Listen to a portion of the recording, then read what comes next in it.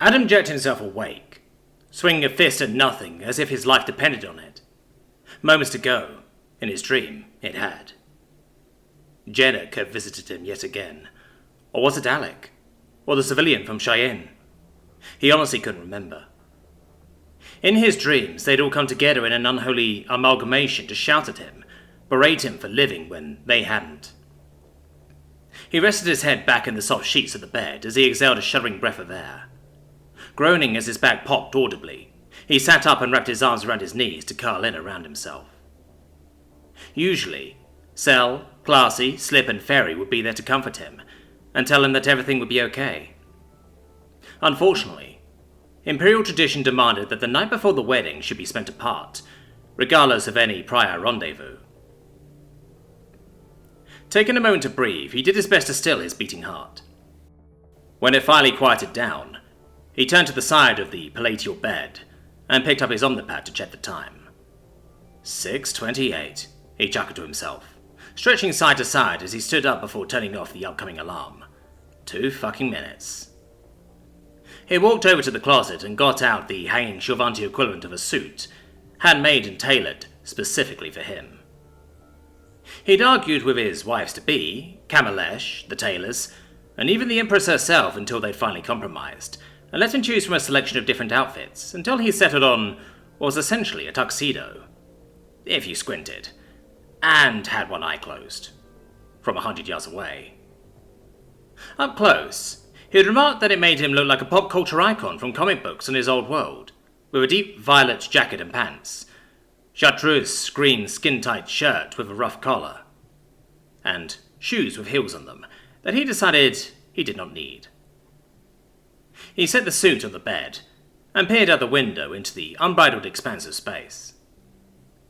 Callista had arranged for them to use the Lunar Palace for the ceremony and honeymoon, and despite all the other minor annoyances of the event, the view did not disappoint.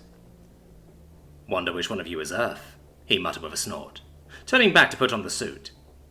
He stripped off the sweat-soaked shirt and grumbled when he realized that he'd had to shower. When he got out, he quickly threw on the skin-tight undershirt, and much to his chagrin, what was essentially a G-string.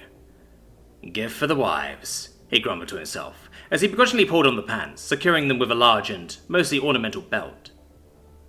He tucked a holster and pistol into the small of his back, hooking it onto the belt before wrapping the jacket around it. A loud clatter sounded from behind him, and he whipped around, drawing the pistol into fluid motion and pointing at nothing. He exhaled, realizing that his jacket had merely knocked a decorative metal vase off a stand.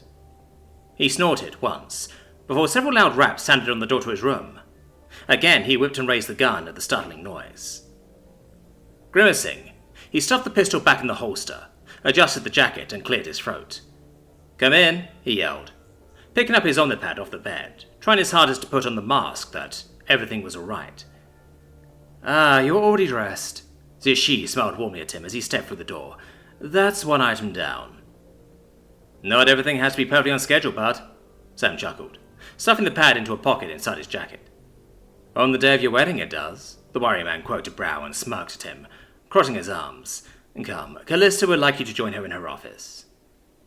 "I really hope this isn't some scuffed prima nocta shit," Adam chuckled, stepping towards the man. Without breaking eye contact, Jeshi typed something into his own pad, flicked his eyes down for a split second and snorted. "No," Zishi replied, his face neutral save for a slight twitch at the corner of his lip and a dimple forming on his violet cheek. "I'm afraid it's nothing nearly as silly as that." "Ah, fuck," Adam lamented, closing the door behind them as they stepped through the marble-tiled halls of the palace. "What did I do now?" "It's nothing you did specifically," Zishi replied neutrally. "I think you'll quite like the discussion you're about to have, actually." "Care to elaborate?" Adam asked, turning his gaze down to the man in front of him while he still tried to come to grips with walking around in relatively high heels. "No," Zishi responded cryptically. Adam shook his head at the borderline unreadable man, knowing he wouldn't be able to pry any more information from him willingly. In the 2.5 months since his bout with the Duchess, he'd become accustomed to life around the palace, including Joshi's relentless organization and optimization of every aspect of his daily life. The man even helped plan regular workouts for Adam, and, most surprisingly, partook. Xie was deceptively strong for his paltry 5'10" height, able to come close to, if not match, Adam on the weight benches, and in anything that involved sprinting. He usually tapped out after the first mile in distance running, however, but was still there to time and get him hydration whenever he needed it. Xie approached an ornate wooden door, studded with gems and bands of gold. He knocked twice, and entered without awaiting a response. "Carla, Adam's here." "Send him in, dearest," Callista replied fondly. Snorting at the formalities, despite the family-only setting, Adam entered the study and found Callista sipping the frothy orange beverage he'd had back at the first party he'd gone to with Indara. He raised a brow when he saw the wooden table in front of her. On it was an ivory chessboard with obsidian and white marble pieces. Callista smiled warmly at him and gestured for him to sit. He complied, taking a seat on the padded chair as she poured him a glass of the beverage and placed it beside the board. "Hey," he greeted suspiciously, happily accepting the offered drink and taking a sip. "So, what's up?" "I feel we should talk," the Empress began with a neutral tone, "about my empire, the galaxy, and yourself." "I take it the chessboard has something to do with that?" he asked, cocking his head. "Tangentially," Callista nodded slowly. "What's a board game got to do with your empire?" He crossed his arms across his chest, raising his brow. "Just humour me," Callista laughed softly. "White or black?" "Black," he replied, purely because it was on his side already.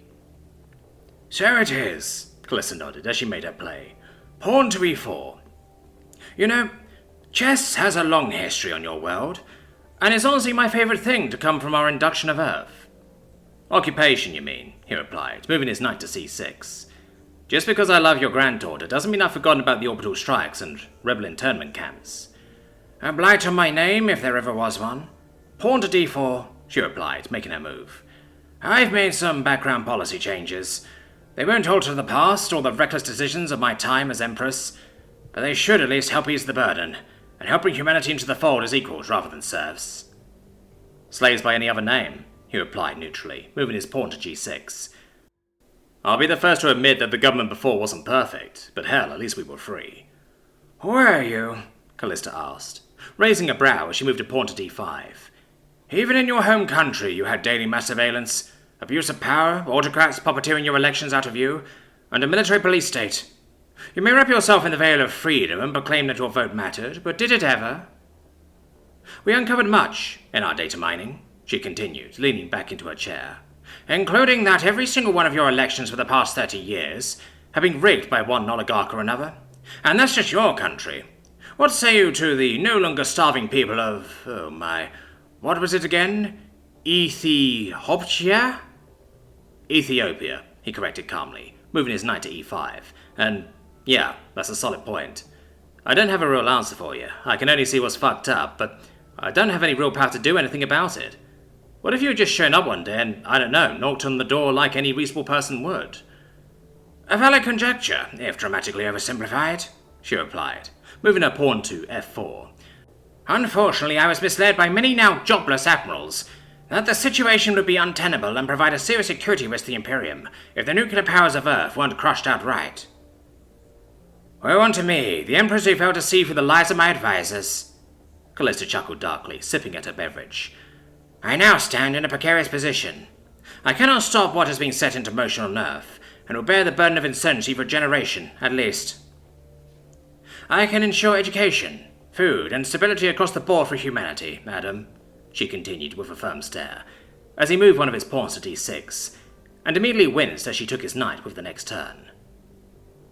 With the ball firmly in his court now, he stared intently at the board. Deciding that he didn't really care, he moved his pawn to e6. "Can you really?" he grunted in response. "I can and I am," she nodded firmly, moving her knight to f3. "The problem is, I face down a clear and present threat to not just the stability of my empire, but the galaxy as a whole. Pieces have been shuffled and traded for a while now, my dear grandson, and I fear the endgame is near." "And this is relevant because?" he asked, taking a pawn at e5 with one of his own.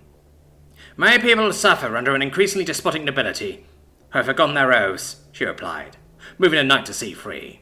"As you have seen, and yet at every opportunity, Who has expedited the excision and removal of such corruption? Who has stared down trials, armies, and death at every turn? You, Adam, she answered her own question, as he moved his bishop to b4. And that is what I need. That is what my people need. I need someone who can operate in the shadows, be above reproach, above the petty bribery of a noble with money older than her grandmother. Isn't that what I already do? He chuckled, as she brought her queen up to d3. Do? Yes, she replied with a firm nod. Check. You're supposed to do that for enemies abroad, threats from the exterior of the Empire, or at most blatantly treasonous ones within. The question I've been pondering is how I deal with threats to the stability of my beautiful Imperium that are more endemic. Morally repugnant nobles who don't directly cross my objectives, who work with me and my orders, but act in bad faith to the people they're sworn to defend and uplift. Adam moved a pawn to c6, and winced when the queen took his knight. Isn't the interior supposed to handle that shit? He asked, moving his knight to h5. Supposed to, yes, Calista answered, taking his defensive pawn with her own. Does it actually? That's a matter of fierce debate, sadly. And with a debate that strong, there is serious evidence of bribery, malpractice, and gross miscarriages of the law. Which is why I want you on my board, Adam. I think with our societal differences, and that description of your role is my queen. Oh my god, he replied, feigning surprise and placing a hand over his mouth. What are we going to tell Jeshi?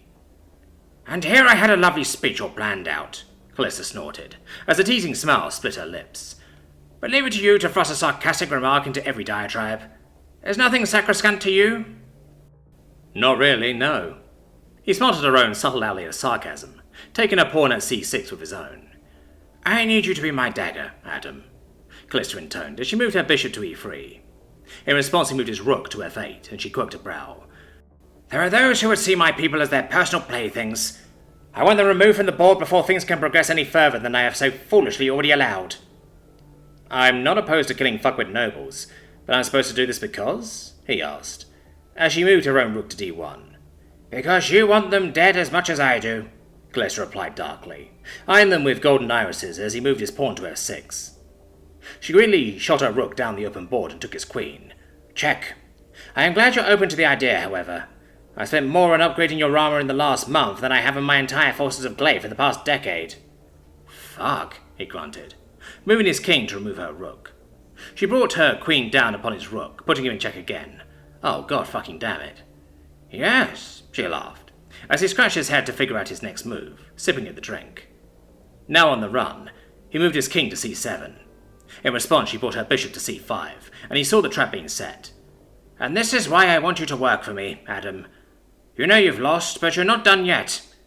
You won't be, until every last option is exhausted. He didn't reply, instead moving his bishop to b7. She countered with moving her queen up a place on the board, level with his king. Check, she said softly. Growling, he moved his king back down to c8. She countered by moving her bishop to d6. He analysed his dwindling and ineffective pieces to no avail. Sighing, he decided to go for broke and try to at least take down one of her pieces before he got caught, and moved a pawn to a5. She slid her queen into position above his king. Checkmate, she said quietly, smiling happily at him. Yeah, he replied. Not a chess master at all. You did remarkably better than many of my admirals, she replied with a smirk. But no, not a chess master. What you are a master at, however, is removing the corrupt and useless from my house. Come with me. She stood from the table, and beckoned him to follow through her study. Confused, he followed, grabbing his drink and downing it before he set it back where it belonged. She led him to a door behind her desk, and opened it. Stepping through, he found himself in a dimly lit room of solid purple alloy. In the centre of the nearly empty room was a Shovanti woman, her arms chained above her in a wide V to either side of the ceiling. A black bag was draped over her head as it lifted upward, the muscles in her arms and shoulders flexing. She wore a simple black shirt and shorts that hung baggily on her.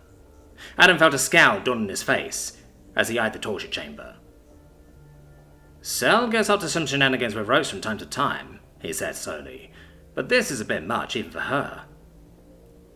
The bad head of the woman jerked up in response to his voice, no longer hanging limply on her chest. Her breathing quickened as she clearly watched him from under the dense fabric. No, Calista replied with a humorless laugh. This is nothing like that. Before you, you see a traitor, a murderer, and a member of the Silver Suns. Live? Callista drew a black blade from a sheath, the rasp of steel making the unidentified woman shudder visibly. Or die? Want to get some context? Adam asked, dropping down the steps. Does the law care about context? Callista asked, raising a brow. I do, Adam replied firmly, crossing his arms across his chest. Fine then, Callista shrugged, handing him the ancient saber. What context do you wish to hear in defense of this criminal? Did she surrender willingly? He asked, eyeing the faded runes on the blade. She did, Callista answered without emotion. Did you have to interrogate her for evidence? He asked, lowering the sword to a loose grip in his right hand. She was interrogated, but answered all questions freely and honestly, without coercion. She also offered information that we had not known to ask, leading to dozens of cells being broken and razed across my empire. Hey, Rexy, he chuckled knowingly, before ripping the bag off her head. Her white hair fanned out in a staticky halo, as she smiled wryly despite the gag in her mouth. Tears threatened the corners of her bright, honey-gold eyes, as she let out a hiccuping laugh or sob. Beyond the intelligence, has she said anything else? He asked, the tip of the sword pinging off the metal floor when he turned to face Callista. She wore an impassive expression as she watched him for a moment. She wrote personalized apologies to every family impacted by our actions of our own accord. She nodded as a small, sad smile topped the corners of her mouth. Remembered every name. It was a challenge to find some of their families, as many were poor and without title or notable feats, but we gave some semblance of closure to them in the end. I'm guessing there's a reason you brought me here for this whole song and dance. Something specific? There is. Callista nodded at the sword in his hand.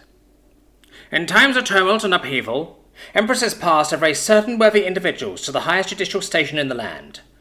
Above all but the empress, and sworn to the sole oath to balance the scales of justice, the imperial inquisitor is a title handed down not by blood, but by deed.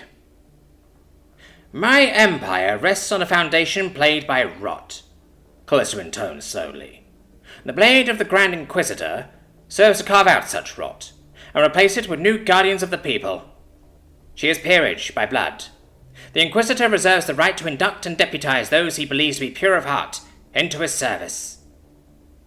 Oops, she said, a key falling out of the pocket of her pants as she stepped past. How'd that get there? Anyways, I have a granddaughter to see. Supposedly, she's marrying a lovely young man today, and I should ensure she is properly prepared for what is to come. She stepped through the doorway, closing it with a soft snick behind her. Adam turned to Rexy and opened his mouth to say something when the door behind him opened again. He turned his head over his shoulder as Callista stuck her head through the slit. Oh, I forgot a very interesting fact about the Inquisition, if you're interested, she said, as he fought to laugh, managing to tone it down to a snort and a smirk. I'm listening, he replied, flicking the tip of the sword. The Inquisitors used to mark their chosen with a blood oath, she stated bluntly, as if it were the most normal thing in the world. One must mar their flesh in the blade of the Inquisitor if they wish to serve with honor. Ooh, I'm already late. Gotta go.